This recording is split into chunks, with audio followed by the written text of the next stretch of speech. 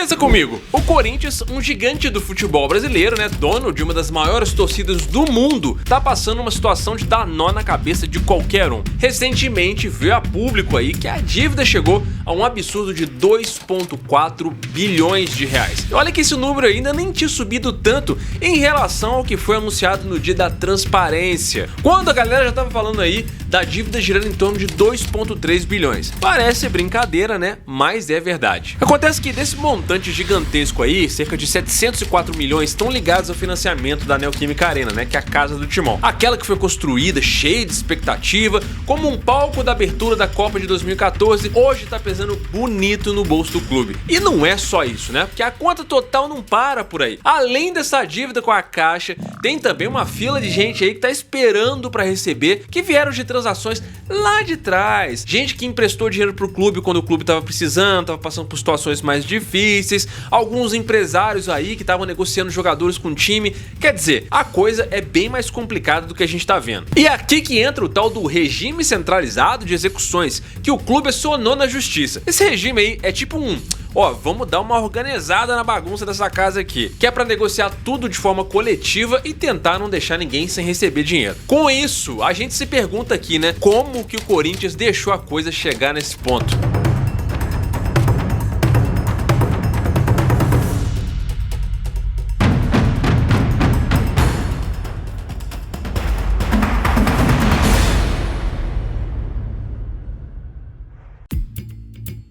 A Arena, que era para ser um símbolo de modernidade e independência, acabou virando um peso pro Corinthians. A gestão do clube, ao longo dos anos, tomou um monte de decisão que, ao invés de resolver os problemas, só empurraram a conta ainda mais pra frente e com a barriga. Cá entre nós, né? Quando você ignora a fatura, ela só cresce, ela não vai parar de crescer, né? É tipo aquele cartão de crédito que você deixa pra pagar depois, né? Mas a diferença aqui é que a conta é bilionária. Olha só como é que as coisas mudaram no Corinthians em questão de só alguns anos, né? Em 2011, o Andrés Sanches, que era presidente naquela época, falava assim, cheio de confiança, que o Timão ia virar o clube mais rico do mundo em só 4 anos. Era uma promessa assim, bem grandiosa e ambiciosa, né? Daquelas que mexe com o orgulho da torcida. Mas isso é um perigo porque a realidade, como sempre, não é bem assim. Chegando ali por volta de 2014, o cenário já não era lá essas coisas, né? Já tinha salário atrasado, impostos que não foram pagos, a arrecadação começou a cair e a dívida foi se acumulando. O mercado publicitário, que era uma aposta assim para gerar uma grana, acabou esfriando. E a Arena, a Neoquímica Arena, que foi vendida como o grande trunfo, mostrou que não era assim tão rentável como aparentava ser. A conta do estádio começou a sufocar o clube, que não tinha mais fôlego para lidar com tanta despesa. Para piorar, o time também não ajudou muito dentro de campo, né? Naquela época o Timão acabou ficando fora da Libertadores e caiu na primeira fase do Paulista. Isso falando em 2014. Foram 25 milhões de reais que deixaram de entrar. Menos exposição, menos dinheiro de patrocínio, e a marca do Corinthians foi assim, perdendo aquele ritmo que veio de 2012. O faturamento caiu tanto que ficou 98% abaixo do que eles tinham planejado naquela época. E isso não foi só de uma hora para outra. Em 2012, aquele ano mágico de título da Libertadores e do Mundial, o Corinthians estava com uma receita de 358 milhões de reais. Mas nos anos seguintes aí, mais organizados e com a ajuda também de patrocinadores, times como Flamengo, Palmeiras e São Paulo começaram a crescer e conseguiram ultrapassar o Timão até com uma certa facilidade. Enquanto eles aumentavam o faturamento em mais de 50%, o Corinthians foi perdendo o seu ritmo. Tudo isso foi virando uma bola de neve. O que era para ser o clube mais rico do mundo, na visão do Andrés, acabou virando um dos clubes mais endividados. E dá pra ver que não é só uma questão de azar, né? Mas de gestão e de algumas escolhas que levaram o Timão para esse buraco financeiro que parece não ter fundo. A Arena Corinthians, que foi construída aí com o peso de um sonho alvinegro, virou um fardo também pro time. Na cabeça de muita gente, era o começo de uma era de ouro. Estádio novo, torcida apaixonada, títulos recentes grandiosos e muita promessa de receita estratosférica. Mas quando as luzes se apagaram e a conta chegou, ficou claro que o negócio era muito mais complexo do que estava aparecendo. Mesmo assim, tem muita gente que exagera na hora de falar dessa geração de receitas, porque a verdade é que por mais que naquela época a receita do Corinthians tenha até caído de fato, com a Arena ao longo dos anos, a média dela aumentou, por incrível que pareça. Não é necessariamente só a Arena que tá aí tirando grana do Corinthians, tá? A arena em si não é o motivo do Corinthians estar quebrado. Nesse sentido, se é pra achar um culpado, a palavra é gestão. A receita do clube cresceu muito até nessa nova fase aí, né? A grana tá até entrando em volumes que seriam aí impensáveis antes da gente ter a arena. O problema não é a falta de dinheiro, mas como ele é usado. Dá pra ver que não foi só a arena que se drenou as finanças do Corinthians, e sim a má gestão desse dinheiro. Olhando só pra receita, dá pra dizer que a arena trouxe aí muitos pontos positivos no potencial de faturamento, mas sem uma administração decente, não adianta arrecadar meio bilhão por ano. Se gastar mal ou perder controle sobre as dívidas, não tem estádio, não tem título ou receita que salve um time, né? Ó, vamos lá. Antes da arena, a receita total foi de 358 milhões e meio. Em 2013, mesmo com o time ainda surfando na onda da Libertadores e do Mundial, o faturamento caiu para 316 milhões. Já em 2011, antes disso tudo, eram 290 milhões. Agora, com a arena em operação,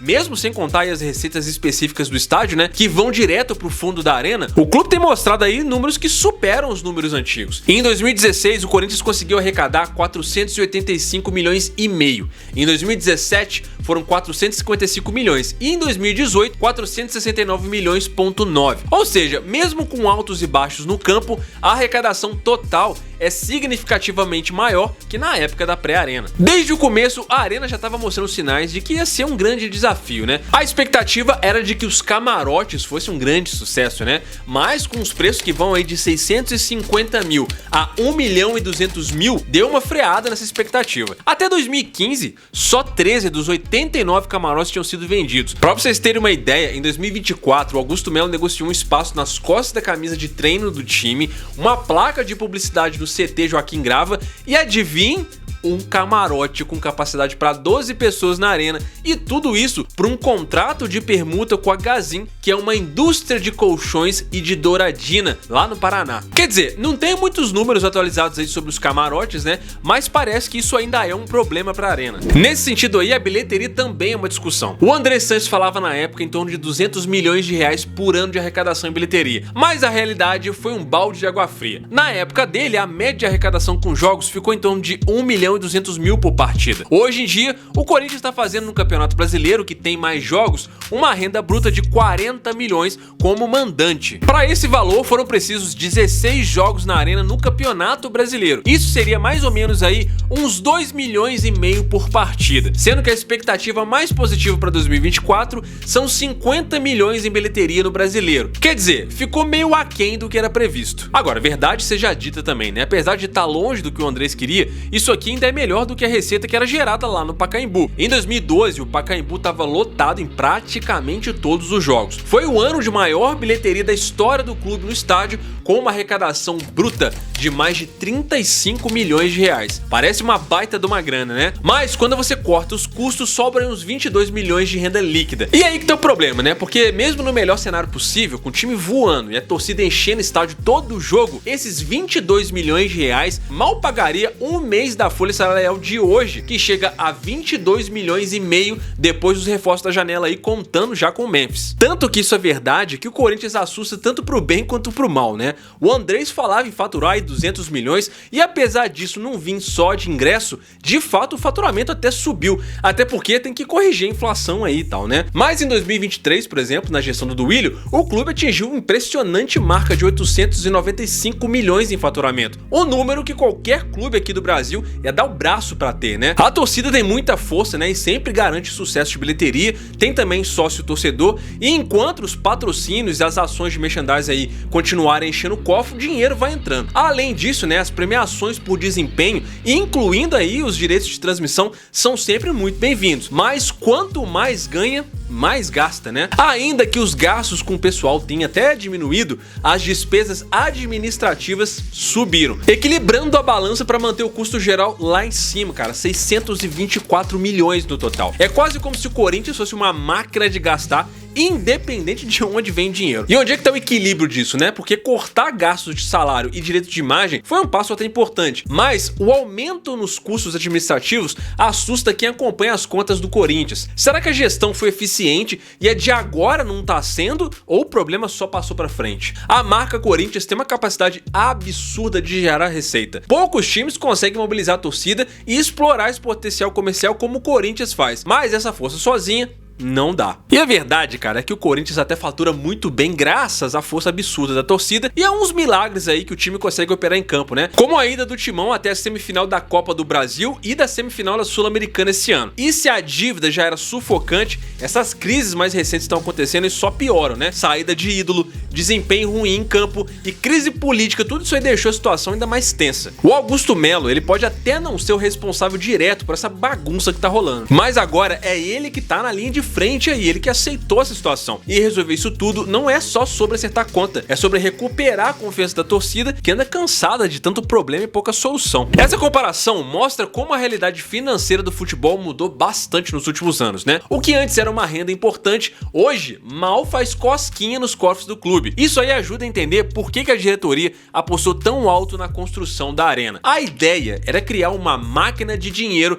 que superasse de longe a arrecadação do Pacaembu. Só que na prática, as coisas não saíram exatamente como foram planejadas, né? Mesmo com toda a estrutura da arena, a receita ficou longe desse esperado. E aí o Corinthians acabou preso numa armadilha, despesas muito altas, dívidas gigantescas e uma dependência enorme de resultados que, pô, nem sempre vem, né? O naming rights também foi um capítulo à parte dessa novela aí. Desde 2011, a ideia era fechar um contrato que rendesse 20 milhões por ano só para colocar o nome de uma empresa na arena. Na época, a arena era chamada de Itaquerão. O Andrés tinha altas expectativas para essa parada, aliás, né, como muitas outras coisas. O Andrés tinha uma visão de futuro. Segundo a visão do Andrés pro Corinthians, a gente já tá com um carro voador já lá em Itaquera. Mas mesmo com essas altas expectativas, com o tempo ele passou a considerar até propostas de 15 milhões. Mesmo assim, nada foi assinado e a promessa ficou no vazio. Isso só foi acontecer com a Hypera Pharma em setembro de 2020, com um contrato de 20 anos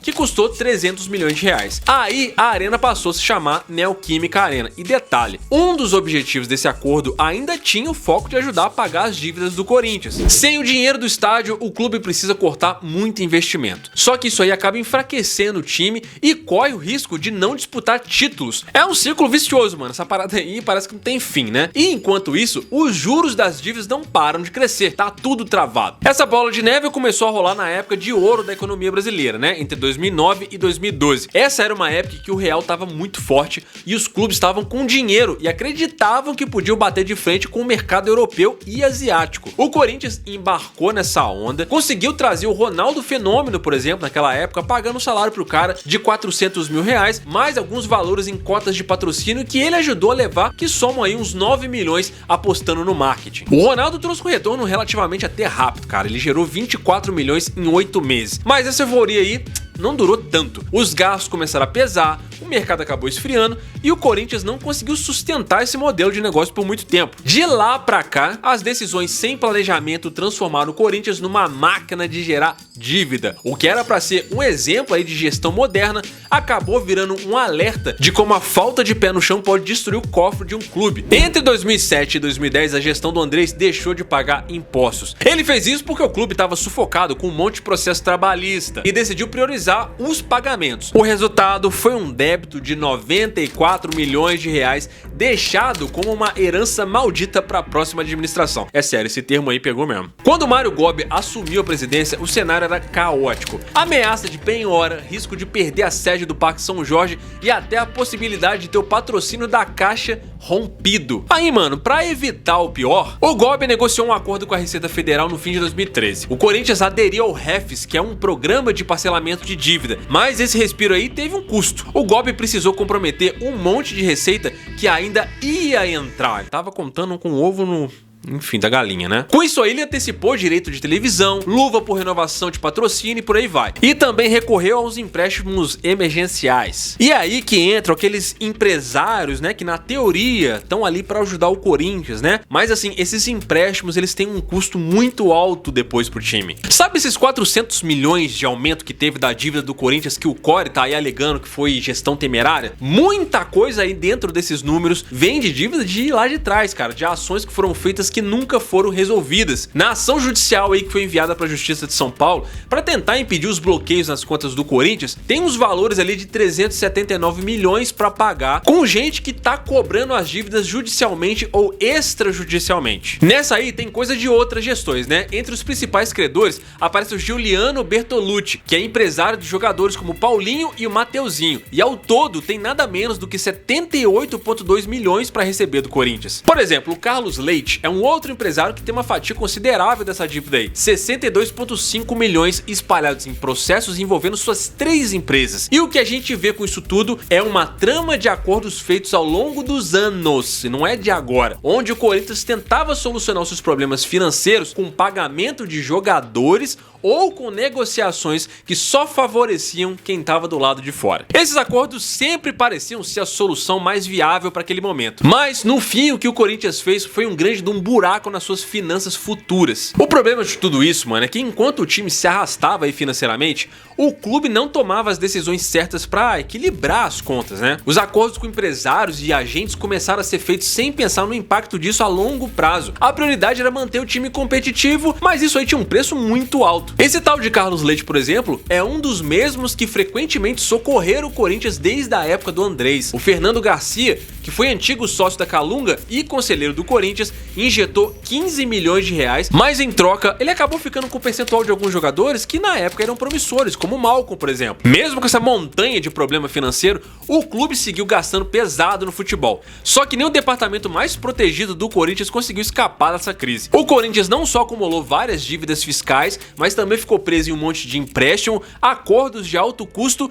e uma gestão que estava mais preocupada em contratar jogador grande do que em organizar a casa e as contas. Em 2011, o Andrés Sanches dizia que em 4 anos o Corinthians ia ser o time mais rico do mundo e ainda dizia que podiam cobrar dele depois, hein? Naquele mesmo ano, o Andrés fez uma oferta de 90 milhões de reais pelo Carlito Tevez, que estava no Manchester City naquela época. Era um movimento assim, bem ousado, mas pra lá de arriscado, né? Uma coisa típica da gestão do Andrés, que sempre priorizou reforçar o elenco ao invés de organizar as contas da casa. Enquanto o Andrés sonhava em competir com os times gigantes da Europa, como o Real Madrid, que tinha uma arrecadação, e claro, tem até hoje, né? Infinitas vezes maior que a do Corinthians, o Corinthians tinha um faturamento de, em média, 200 milhões por ano. E com essa diferença é óbvio que a conta não fecha.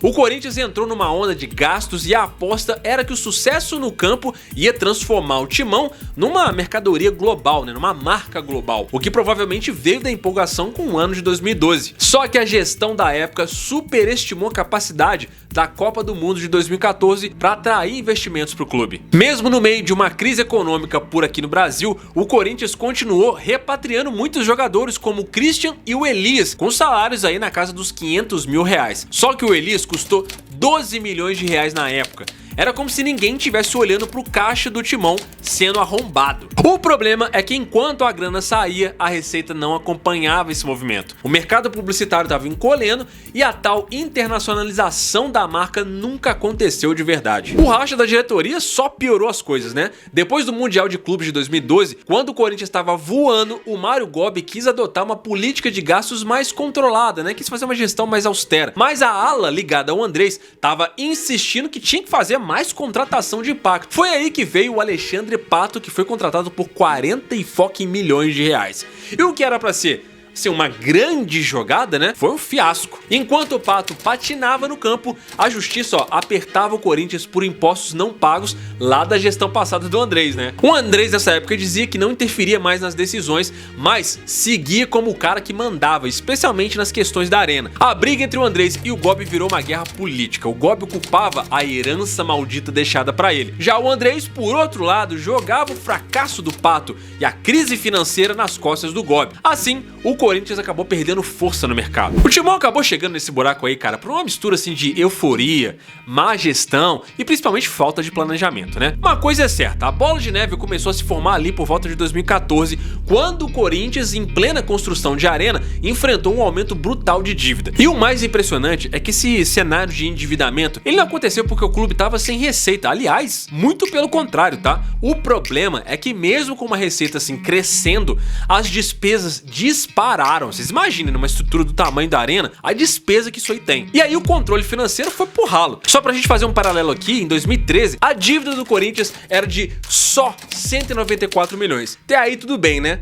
Mas em 2020, 7 anos depois, esse valor explodiu pra 1 bilhão. Como que isso aconteceu, mano? O principal responsável foi o déficit contínuo. E não foi 1 ou 2 anos de prejuízo, não. Foram 4 anos seguidos de perdas. Em 2014, o time teve um prejuízo de 97 milhões. Em 2015, mais 97 milhões. Em 2019, a situação foi para um rombo de 145 milhões. Mesmo com a receita subindo de 300 milhões em 2013 para 500 milhões em 2020, as despesas cresceram tanto que o clube teve déficit de proporções épicas. A questão é que, em vez de o clube controlar os gastos, o Corinthians foi rolando essas dívidas e empurrando isso com a barriga. Isso gerou ainda mais dívida porque não tinha como o dinheiro fechar as contas do dia a dia. O clube passou a depender de empréstimos, o que fez a dívida disparar ainda mais. A dívida da Arena foi um dos maiores pontos de estrangulamento também, né? A construção custou muito caro e, mesmo sendo um ativo muito valioso, o custo de manter essa arena e pagar ela é um pesadelo para a gestão financeira do clube. Em 2020, a dívida do Corinthians já tinha passado de 2 bilhões,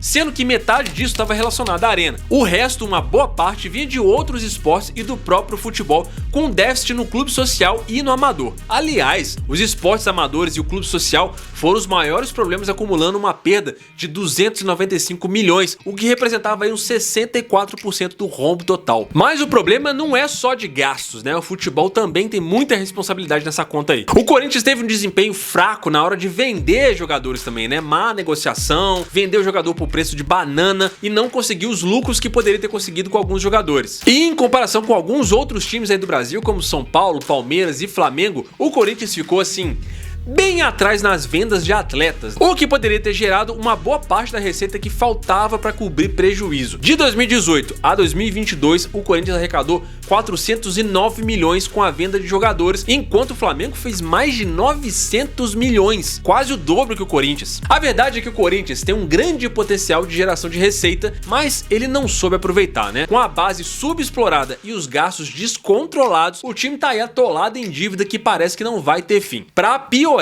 as decisões financeiras da última década não ajudaram em nada a resolver o problema, né? Mas sim a agravar mais a situação. Hoje em dia o Corinthians tenta dar um jeito de controlar essa bola de neve aí, né? Mas com tanto credor batendo na porta e com uma dívida que não para de crescer, a recuperação do Corinthians passa por decisões mais severas, tanto dentro de campo quanto na questão financeira. O desafio é enorme, cara, e o futuro do Corinthians vai depender da capacidade de equilibrar as finanças e voltar a gerar recursos de forma eficiente. Agora a gente chegou ao ponto que a torcida tá se mobilizando para pagar essa dívida da Arena, que é uma grande parte do problema em termos de dívida. Não é de responsabilidade do torcedor, não é, aliás, culpa do torcedor, inclusive, né? Mas ele tá lá arrecadando pela campanha Doe Arena, feita pela Gaviões da Fiel. Muitos anos de má gestão, deslumbramento com um momento assim mágico do Corinthians e principalmente uma falta de ver o potencial de um colosso como o Timão a longo prazo, com austeridade, responsabilidade e planejamento. Tudo isso trouxe a gente até aqui. Mas isso no Timão, eu espero que você tenha pego essa visão aqui.